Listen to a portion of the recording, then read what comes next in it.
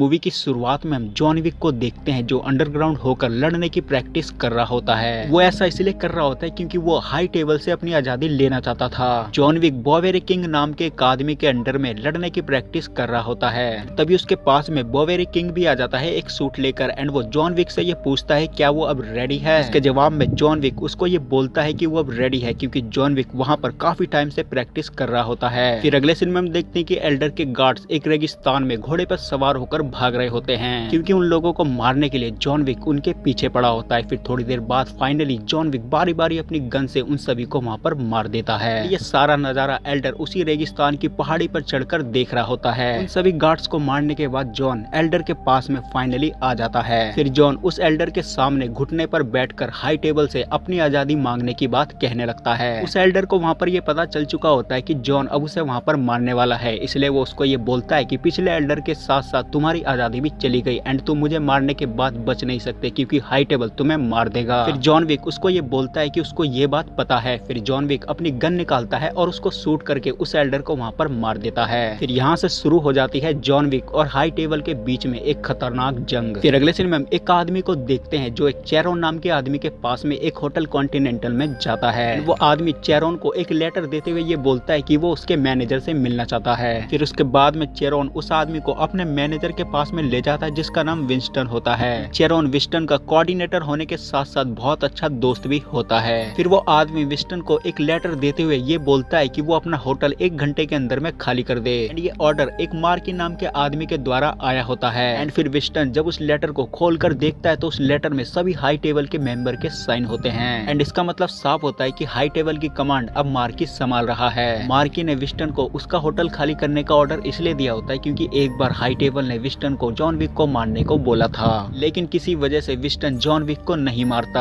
And ये सभी hotels high table की सुरक्षा के लिए काम कर रहे होते हैं। फिर उसके बाद में विंस्टन चेरोन को होटल खाली करने को बोलता है एंड उसके बाद में वो मार्की से मिलने उसके पास में जाता है। उसके साथ साथ चेरोन भी वहाँ पर चला जाता है। वहाँ जाने के बाद विंस्टन चेरोन को ये बोलता है कि वो पूरी तरह आजाद है एंड वो वहाँ से चला जाए, लेकिन चेरोन विंस्टन का बहुत अच्छा दोस्त होता है तो इसलिए वो उसके साथ में वहीं पर रहता है। फाइनली वो दोनों मार्की से मिलते हैं एंड मार्की से विंस्टन एक और मौका मांगता है, लेकिन मार्की को ऐसा लग रहा था कि विंस्टन ने अगर जॉन विक को मार दिया होता तो आज वो इस तरह खुलेआम तबाही नहीं मचा रहा होता एंड वो वहाँ पर विंस्टन को दूसरा मौका देने से मना कर देता है। फिर वहाँ पर 1 घंटा पूरा हो जाता है और विंस्टन के सामने उसका होटल पूरी तरह तबाह कर दिया जाता है। उसके बाद मार्की विंस्टन को ये बोलता है कि भूल जाओ तुम्हारा शहर न्यूयॉर्क है, तुम्हें यहाँ से निकाला जाता है। उसके बाद मार्की विंस्टन के बदले विंस्टन के सामने ही चेरोन को गोली मार देता है। उसको गोली मारने के बाद वो विंस्टन को ये बोलता है कि ये तुम्हारी गलती की सजा है एंड इतना बोलकर वो वहाँ से चला जाता है। चेरोन को अपनी आंखों के सामने मरता हुआ देख विंस्टन को बहुत ज्यादा दुख होता है। उसके बाद में मार्की अपने एक साथी जिसका नाम चिड़ी होता है उसको ये बोलता है कि वो कैन से मिलना चाहता है। फिर उसके बाद हमें पेरिस में एक कैन नाम के आदमी को दिखाया जाता है जो आंखों से तो अंधा होता है लेकिन एक बहुत जबरदस्त फाइटर होता है। कैन अपनी बेटी से बहुत ज्यादा प्यार करता था एंड उसकी बेटी बगल में ही गिटार बजा रही होती है। उसके बाद में कैन मार्की से मिलने जाता है तो मार्की उसको ये बोलता है कि तुम्हारे लिए मेरे पास एक काम है। इसका जवाब देते हुए कैन उसको ये बोलता है कि उसने इस काम से रिटायरमेंट ले ली है एंड अब वो उसके किसी काम का नहीं है। फिर उसके बाद मार्की उसको उसकी बेटी को मारने की धमकी देता है एंड साथ में ये भी बोलता है कि अगर उसे अपनी बेटी की जान बचानी है तो उसे ये काम करना होगा। ये सुनने के बाद फिर फाइनली कैन रेडी हो जाता है। उसके बाद कैन चिड़ी के हाथों से एक लेटर ले लेता है जिसमें उसको ये पता चलता है कि उसे जॉन विक को मारना है एंड जॉन विक और कैन एक दूसरे के बहुत पुराने दोस्त होते हैं। फिर मार्किस कैन से ये पूछता है कि तुम्हें पता तो होगा कि जॉन विक अभी कहाँ पर है। इसका जवाब देते हुए कैन उसको ये बोलता है कि जॉन विक के कुछ गिने चुने ही दोस्त हैं एंड उनमें से भी कुछ ही लोग हैं जिन पर वो भरोसा करता है। अगले सीन में हम एक आदमी को देखते हैं जो अपने एक कुत्ते के साथ ओसाका कॉन्टिनेंटल होटल में एक रूम लेने जाता है। इस आदमी को ट्रैकर कहा जाता था एंड ये जॉन विक को फॉलो कर रहा होता है क्योंकि मार्की ने जॉन विक के ऊपर कई मिलियन डॉलर का इनाम रखा हुआ था एंड इसी इनाम के लालच में ये उसको मारने के लिए फॉलो कर रहा होता है। उस होटल की मैनेजर का नाम अकीरा होता है। फिर वो उस आदमी को रूम दे देती है एंड उसके बाद में वो अपने फादर सिमाजू को उसका शेड्यूल बताती है। सिमाजू उसी होटल का मालिक होता है एंड जॉन विक का बहुत पुराना बहुत अच्छा दोस्त होता है। अकीरा वहाँ पर सिमाजू को ये भी बोलती है कि जॉन विक से उसकी दोस्ती अच्छी नहीं, वो जहाँ भी जाता है तबाही लाता है, इससे हाई टेबल नाराज होगा। इसका जवाब देते हुए सिमाजू उसको ये बोलता है कि हम ऐसा कोई भी काम नहीं कर रहे जिससे हाई टेबल नाराज हो एंड जॉन विक को मैं तब से जानता हूँ जब तुम पैदा भी नहीं हुई थी। उसके बाद सिमाजू जॉन विक से मिलने जाता है जो उसी के होटल की छत के ऊपर खड़ा होता है। फिर सिमाजू जॉन विक से मिलने के बाद जॉन विक को ये बोलता है कि अब तो तुम्हें शांति मिल गई होगी या अब भी नहीं, क्योंकि एल्डर को मारना तुम्हारी सबसे बड़ी गलती है एंड इसकी वजह से हाई टेबल ने न्यूयॉर्क कॉन्टिनेंटल को तबाह कर दिया एंड मेरी बेटी को अब ये डर लग रहा है कि अब हमारी बारी है। ये सब बताने के बाद सिमाजू जॉन विक को समझाने लगता है, ये कहते हुए कि हाई टेबल को रोकना बहुत मुश्किल है। फिर हम देखते हैं कि चिड़ी अपने कुछ आदमियों के साथ उस होटल में आता है एंड वो अकीरा से ये बोलता है कि वो उसके फादर से मिलना चाहता है। फिर अकीरा उसको वेट करने को बोलती है एंड अपने एक साथी को धीरे से होटल खाली करने को कहती है एंड फिर अकीरा अपने फादर के पास में जाती है एंड उसको ये बोलती है कि हाई टेबल के लोग आ गए हैं। फिर उसके बाद सिमाजू चिड़ी से मिलने जा रहा होता है एंड अपने आदमियों से फाइट करने के लिए रेडी होने को बोलता है, जिसके बाद उसके सभी आदमी हथियार निकालने लगते हैं फाइट करने के लिए। फिर फाइनली सिमाजू चिड़ी से मिलता है एंड चिड़ी उसको ये बोलता है कि हाई टेबल को ऐसा लग रहा है कि इस होटल में उस आदमी को पनाह दी जा रही है जिस आदमी को हाई टेबल ने निकाल दिया है। दरअसल वो जॉन विक की बात कर रहा था एंड साथ में वो सिमाजू को ये भी बोलता है कि वो उसके होटल की तलाशी लेना चाहता है। इसके जवाब में सिमाजू उसको ये बोलता है कि ये बहुत संगीन आरोप है, तुम तलाशी ले सकते हो लेकिन हथियार जमा करने के बाद। फिर चिड़ी उसको ये बोलता है कि वो मार्किस के लिए काम करता है, लेकिन उसके बाद भी सिमाजू उसको हथियार जमा करने को कहता है। तभी वहाँ पर कैन भी आ जाता है एंड यहाँ पर हमें ये पता चलता है कि कैन, सिमाजू और जॉन तीनों बहुत पुराने दोस्त होते हैं। फिर वो दोनों आपस में अपनी अपनी बेटियों के बारे में बात करने लगते हैं। तभी चिड़ी वहाँ पर ये बोलता है कि मार्किस के हुकूमत के चलते अब ये होटल हाई टेबल की सिक्योरिटी में नहीं रहा। ये सुनने के बाद सिमाजू एक बटन प्रेस करता है, जिसके बाद उसके सभी आदमी हथियार के साथ वहाँ पर आ जाते हैं एंड फिर वहाँ पर उन सभी के बीच एक जबरदस्त फाइट होती है। फाइट होने के थोड़ी देर बाद जब चिड़ी के सारे आदमी मर जाते हैं तो सिमाजू उसको वहाँ से जाने को बोलता है, लेकिन तभी सिमाजू देखता है कि चिड़ी के और भी बहुत सारे आदमी आ जाते हैं। फिर दोबारा से वहाँ पर फाइट शुरू हो जाती है एंड फाइट करते करते चिड़ी की निगाह कैन पर पड़ती है। वो देखता है कि कैन चोरी से एक कोने में बैठकर कुछ खा रहा होता है। फिर चिड़ी कैन को भी फाइट करने को बोलता है, जिसके बाद हमें कैन की फाइट देखने को मिलती है। कैन वहाँ पर इतनी जबरदस्त फाइट करता है कि उसको देखकर ऐसा लग ही नहीं रहा था कि वो बिल्कुल अंधा है। वो वहाँ पर जगह जगह कुछ डिवाइस लगा देता है एंड एक कोने में बैठ जाता है। जैसे ही कोई आदमी उस डिवाइस के पास में आता तो वो डिवाइस ऑटोमेटिक बजने लगता, जिससे कैन को ये पता चल जाता था एंड वो इजीली उन आदमियों को मार देता था। थोड़ी देर बाद में जॉन और अकीरा भी नीचे आ जाते हैं एंड वो दोनों भी फिर फाइट करने लगते हैं। फाइट के दौरान अकीरा को चोट लग जाती है, जिसके बाद उसके फादर सिमाजू उसको वहाँ से ले जा रहे होते हैं एंड वो जॉन विक को ये बोलते हैं कि वो ऊपर के रास्ते से निकल जाए एंड उसके बाद में जॉन वहाँ से जाने लगता है एंड उसके रास्ते में जो भी आता वो उन सभी को मारने लगता है। सभी को मारने के बाद फाइनली जॉन का सामना कैन से हो जाता है। फिर वो दोनों जब लड़ रहे होते हैं तो उन दोनों के ऊपर एक तीसरा आदमी फायरिंग करता है एंड वो तीसरा आदमी कोई और नहीं बल्कि ट्रैकर होता है। जॉन विक उन दोनों से बचते हुए उस होटल के बाहर आ जाता है और बाहर उसे एक चिड़ी का आदमी मिलता है। फिर जॉन वहाँ पर उस आदमी को भी मार देता है एंड उसको उस आदमी के पास से एक लॉकेट मिलता है। दरअसल वो लॉकेट किसी और का नहीं बल्कि मार्किस का होता है, लेकिन जॉन को इसके बारे में कुछ भी पता नहीं होता। तभी वहाँ पर ट्रैकर भी अपने गन और अपने कुत्ते के साथ में आ जाता है, लेकिन वो जॉन को वहाँ पर छोड़ देता है क्योंकि उसी टाइम पर जॉन की पकड़ने की इनाम राशि इंक्रीज हो गई थी एंड ट्रैकर को ऐसा लग रहा था कि ये इनाम राशि अभी बहुत कम है, आगे चल के और ज्यादा बढ़ जाएगी एंड इसी लालच में वो जॉन विक को छोड़ देता है। दूसरी तरफ हम देखते हैं कि सिमाजू अपनी बेटी को लेकर जा रहा होता है एंड उसके खुद के पेट में चोट लगी होती है और तभी उन दोनों के सामने कैन आ जाता है। फिर कैन उन दोनों से जॉन विक के बारे में पूछने लगता है। फिर हम देखते हैं कि सिमाजू अपनी बेटी को वहाँ पर बैठाता है और कैन से लड़ने के लिए उसके पास में जाता है एंड इस फाइट के दौरान सिमाजू वहाँ पर मारा जाता है। कैन जाते जाते अकीरा को ये बोलता है कि वो उसका इंतजार करेगा। फिर अगले सीन में विंस्टन और बर्बेरी किंग को देखते हैं, वो तबाह हुए कॉन्टिनेंटल को देखकर उसके बारे में बात कर रहे होते हैं। वहीं दूसरी तरफ हम ट्रैकर को देखते हैं जो अपने कुत्ते के साथ मार्किस से मिलने उसके पास जाता है। वहाँ पर मार्किस ट्रैकर से ये पूछता है कि उसने जॉन विक को कैसे ढूंढा, जिसके जवाब में ट्रैकर उसको ये बोलता है कि वो इसका जवाब देने के लिए $25 मिलियन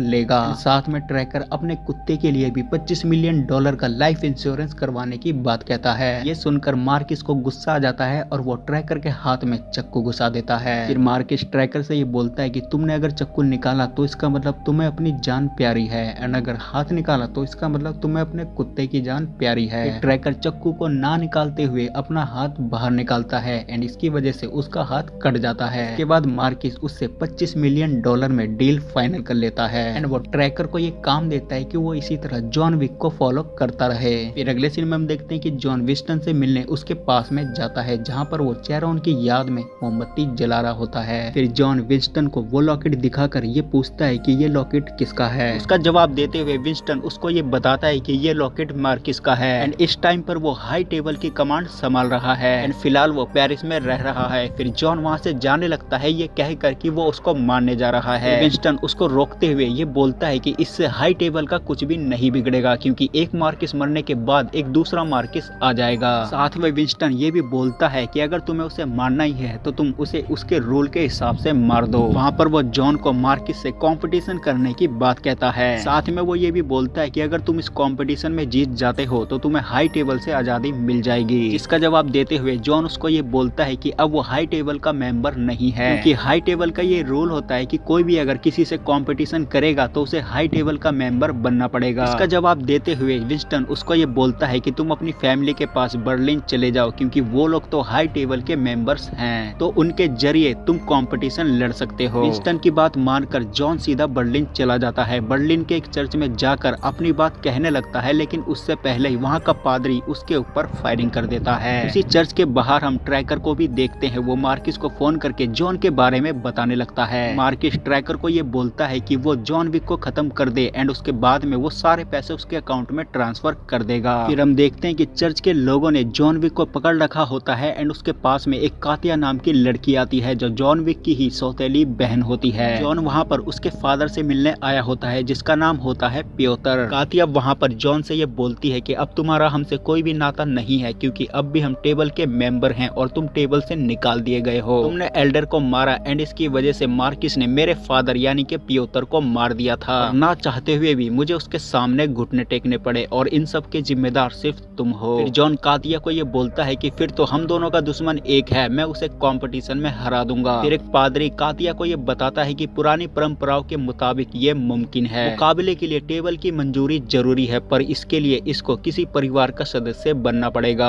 एंड जिसके लिए उसको मोहर लेनी पड़ेगी। फिर उसके बाद में कातिया जॉन को एक किला नाम के आदमी को मारने के लिए कहती है एंड साथ में जॉन के वो अपना एक आदमी भेजती है जो जॉन को किला के पास में ले जाता है। जॉन के वहाँ जाने के बाद वहाँ पर कैन भी आ जाता है जो जॉन को ही मारने आया होता है। थोड़ी देर बाद में किला के आदमी ट्रैकर को भी पकड़ लेते हैं, क्योंकि वो जॉन का पीछा कर रहा होता है। जब ये बात किला को पता चलती है तो वो उन तीनों के ऊपर हंसने लगता है। फिर वो उन तीनों के साथ ताश का गेम खेलता है, जिसमें वो ये बोलता है कि जो भी जीतेगा वो एक दूसरे को मारेगा। लेकिन लास्ट में गेम किला ही जीत जाता है, लेकिन किला कुछ करता उससे पहले ही जॉन एक ताश से किला की गर्दन काट देता है। फिर वहाँ पर किला के आदमियों के साथ उन तीनों की फाइट शुरू हो जाती है। कुछ देर फाइट होने के बाद किला जॉन को लात मारकर नीचे गिरा देता है। फिर वहाँ पर किला के आदमी आ जाते हैं। वहाँ पर भी जॉन के और किला के आदमियों के बीच में एक जबरदस्त फाइट होती है। फाइनली वहाँ पर किला भी आ जाता है और वो जॉन को मारने लगता है, लेकिन लास्ट में जॉन किला को मार देता है एंड उसका एक सोने का दांत तोड़कर सीधा कातिया के पास में ले जाता है। इसके बाद कातिया जॉन को वापस से अपनी फैमिली का सदस्य बनाने के लिए रेडी हो जाती है। कातिया जॉन के हाथ में एक मोहर बनवाती है जो उसी की फैमिली का मोहर होता है। फिर उसके बाद में विंस्टन एक पेपर लेकर मार्किस के पास में जाता है एंड उसको ये बोलता है कि पुरानी परंपराओं के मुताबिक जॉन ने तुम्हें मुकाबले के लिए ललकारा है। फिर वो वहाँ पर मार्किस को पेपर दिखाता है, लेकिन पेपर देखने के बाद मार्किस मुकाबले से मना कर देता है। फिर विंस्टन मार्किस को ये बोलता है कि तुम्हारे बाद बहुत सारे और मार्किस आएंगे, लेकिन सोचो अगर तुमने जॉन को हरा दिया तो हाई टेबल की शान बढ़ जाएगी, क्योंकि हाई टेबल के सभी मेंबर्स जॉन को मारना चाहते हैं और अगर ये काम तुमने किया तो इतिहास में तुम्हारा नाम दर्ज हो जाएगा। ये सुनकर फाइनली मार्किस रेडी हो जाता है। फिर उसके बाद में विंस्टन उसको ये बोलता है कि अगर जॉन जीत गया तो मुझे मेरा होटल वापस चाहिए एंड इसका सारा खर्चा हाई टेबल उठाएगा। सुनकर मार्किस बोलता है कि ठीक है, अगर जॉन हार गया तो तुम भी उसके साथ मारे जाओगे। फिर अगले दिन जॉन और मार्किस को एक जगह पर बुलाया जाता है। वहाँ पर एक हाई टेबल का मेंबर होता है जो उन दोनों के जरिए वहाँ पर रूल बनाता है, जैसे कि फाइट की जगह कहाँ पर होगी, फाइट कब होगी, फाइट कैसे होगी और फाइट कब खत्म होगी। जिसमें फाइनली ये डिसाइड होता है कि उन दोनों को एक एक गन दी जाएगी एंड एक चर्च पे सुबह 6 बजे उन्हें पहुंचना होगा। अगर दोनों में से किसी आदमी ने भी 1 मिनट भी लेट किया तो उसको सजाए मौत दे दी जाएगी। तभी वहाँ पर मार्किस ये बोलता है कि मैं चाहता हूँ कि मेरी जगह कैन लड़े एंड इसके लिए भी जॉन रेडी हो जाता है और वहाँ से चला जाता है। फिर जॉन के जाने के बाद में कैन मार्किस को ये बोलता है कि वो इस मुकाबले में हिस्सा नहीं लेना चाहता। इस बार भी मार्किस उसकी बेटी को मारने की धमकी देता है एंड साथ में ये भी बोलता है कि अगर तुमने जॉन को हरा दिया तो तुम और तुम्हारी बेटी हमेशा के लिए हाई टेबल से आजाद हो जाओगे। एंड ये सुनकर कैन रेडी हो जाता है मुकाबले के लिए। फिर अगले सीन में हम देखते हैं कि जॉन दोबारा से बोवेरी किंग से मिलता है एंड उसके साथ में विंस्टन भी होता है। फिर वहाँ पर बोवेरी किंग जॉन को एक बुलेट प्रूफ जैकेट देता है। फिर वो तीनों मिलकर उसी अंडरग्राउंड में जाते हैं जहाँ पर जॉन प्रैक्टिस किया करता था। एंड इधर मार्किस के कहने पर जॉन के पकड़ने की राशि बढ़ा दी जाती है एंड इसकी खबर रेडियो के जरिए पूरे शहर में फैला दी जाती है, क्योंकि मार्किस का ये प्लान था कि जॉन कल फाइट के लिए पहुंचे ही ना। रेडियो पे जब शहर के सभी लोग इस न्यूज को सुनते हैं तो उसके बाद वो सभी लोग जॉन को मारने के लिए रेडी होने लगते हैं। फिर हम देखते हैं कि बोवेरी किंग जॉन को एक स्पेशल गन देता है। फिर उसके बाद में बोवेरी किंग एंड विंस्टन उसको बेस्ट ऑफ लक बोलते हैं। साथ में विंस्टन जॉन को ये भी बोलता है कि कल सुबह वो मुकाबले के लिए टाइम से पहुंच जाए। जैसे ही जॉन वहाँ से बाहर निकलता है तो शहर के सभी लोग उसको मारने के लिए उसके पास आने लगते हैं। फिर जॉन उन सभी से फाइट करते हुए एक होटल में पहुंच जाता है जहाँ पर चिड़ी भी अपने आदमियों के साथ आ जाता है और ट्रैकर भी अपने कुत्ते के साथ वहाँ पर आ जाता है। फिर वहाँ पर भी हमें एक जबरदस्त फाइट सीन देखने को मिलती है। एंड वहीं पर हम देखते हैं कि ट्रैकर का कुत्ता चिड़ी को दुश्मन समझकर काटने की कोशिश कर रहा होता है, लेकिन चिड़ी अपनी गन निकाल लेता है और उसको शूट करने के लिए जा रहा होता है। बट तभी जॉन अपनी गन से चिड़ी को शूट कर देता है। एंड ये चीज ट्रैकर देख लेता है एंड उसको वहाँ पर ये रियलाइज होता है कि वो जॉन के साथ पैसों के लिए गलत कर रहा है। फिर जॉन वहाँ से सभी से लड़ते हुए चर्च के पास पहुँच जाता है और चर्च की सारी सीढ़ियों को पार करता हुआ ऊपर चढ़ जाता है। तभी वहाँ पर जॉन देखता है कि चिड़ी पहले से ही वहाँ पर अपने काफी सारे आदमियों के साथ मौजूद होता है एंड वो लात मारकर जॉन को वापस से सीढ़ियों के नीचे गिरा देता है। फिर जॉन के पास में कैन आता है और वो उसको हाथ देकर उठाता है। उसके बाद में वो जॉन के साथ मिलकर जॉन को सीढ़ियों के ऊपर चढ़ने में उसकी मदद करने लगता है। फिर कैन भी जॉन के साथ उन सभी लोगों को मारने लगता है। कैन चिड़ी को भी मारते मारते सीढ़ियों के नीचे गिरा देता है। फिर वहाँ पर ट्रैकर का कुत्ता आ जाता है और वो चिड़ी को काट काट कर मार देता है। जब मुकाबले में 2-3 मिनट बचे होते हैं तभी जॉन और कैन वहाँ पर पहुँच जाते हैं। फिर वहाँ पर जॉन को और कैन को एक एक गन दी जाती है और उन दोनों को एक दूसरे से 30-30 कदम दूरी पर खड़ा होने को कहा जाता है। हाई टेबल का एक मेंबर जैसे ही फायर बोलता है तो वो दोनों एक दूसरे के ऊपर फायर करते हैं, जिसमें उन दोनों को एक दूसरे की गोली लग जाती है। फिर उसके बाद उन दोनों को 20 कदम दूरी पर खड़ा किया जाता है, यानी कि 10 कदम कम कर दिए जाते हैं। फिर से दोबारा हाई टेबल के मेंबर के कहने पर वो दोनों एक दूसरे के ऊपर फायर करते हैं एंड इस बार भी उन दोनों को एक दूसरे की गोली लग जाती है। एंड फिर फाइनल राउंड में उन दोनों को एक दूसरे से 10 कदम दूरी पर खड़ा किया जाता है और फिर दोबारा से हाई टेबल का मेंबर फायर बोलता है, जिसके बाद कैन गोली चला देता है लेकिन जॉन गोली नहीं चला पाता। एंड कैन की गोली जॉन के पेट पर लग जाती है और जॉन पूरी तरह घायल हो जाता है। तभी कैन के पास में मार्किस आता है और वो उसको ये बोलता है कि मैं तुम्हारा स्पॉन्सर हूँ तो आखिरी गोली मैं इसको मारूंगा। मार्किस कैन से उसकी गन ले लेता है और वो जॉन को फायर करने जा ही रहा होता है। तभी वहाँ पर विंस्टन आ जाता है। फिर विंस्टन मार्किस को ये बोलता है कि रूल के मुताबिक जॉन ने अभी तक गोली नहीं चलाई। ये सुनते ही जॉन सीधा मार्किस के ऊपर गोली चलाता है, जिसके बाद मार्किस वहाँ पर मर जाता है। फिर रूल के मुताबिक जॉन को और कैन को हाई टेबल से पूरी तरह आजाद कर दिया जाता है एंड साथ में विंस्टन को उसका होटल वापस लौटाने का वादा किया जाता है। फिर उसके बाद में जॉन अपनी वाइफ को याद करता है एंड वहाँ पर मर जाता है। फिर ये मूवी यहाँ पर खत्म हो जाती है। तो दोस्तों आज की वीडियो में सिर्फ इतना ही। मैं मिलूंगा आपको नई वीडियो में नए टॉपिक के साथ, तब तक के लिए धन्यवाद।